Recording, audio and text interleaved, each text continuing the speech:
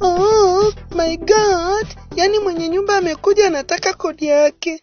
Vitu ndani vimeisha, Luninga nayo, kingamuzi nacho kimeisha, gari haijafanywa service, nguo sina, sijatengeneza kopi, sasa mimi nitaishije?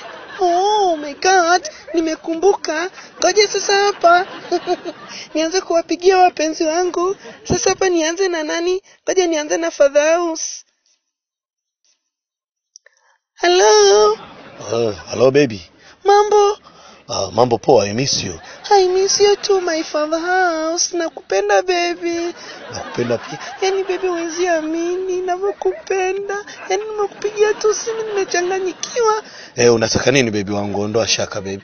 Yani baby nadaiwa kodi. Naomba unisaidie. Oh, no problem my honey. Ngoja nakutumia muda si mrefu. So baby, ondoa shaka baby. Okay honey. Wow. Mwah. Huyu tayari kodi tayari shalipiwa. Sasa ngoja nimpigie huyu nani? My oxygen kwa ajili ya vyakula na shopping ya ndani. Hello. Hello my wife. Nimekumisi kweli baby wangu. Yani na mimi pia hivyo. Sasa baby. Yani baby, yani hapa ndani ninavyokuambia my oxygen hakuna chakula, gesi imeisha, friji yani hakuna chochote kile. Yani ondoa shaka na kutumia sasa hivi. Ndio maana nakupenda baby wangu. My oxygen tayari. Sasa hapa bado nimpigie nani? Bado nimpigie mwenye gari. Ile gari yangu ikafanywe service. Ngoja nimpigie my only one. Hello.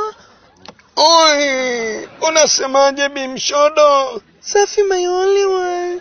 Yani baby ninavyokupenda. Hata mimi nakupenda. Tatizo nini mtoto mzuri mrembo?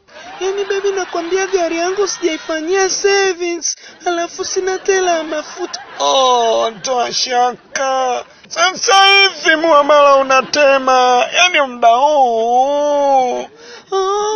Thank you my only one. Sasa ukizaliwa mtoto wa kike mjini tayari wewe una masters ya biashara ya maira.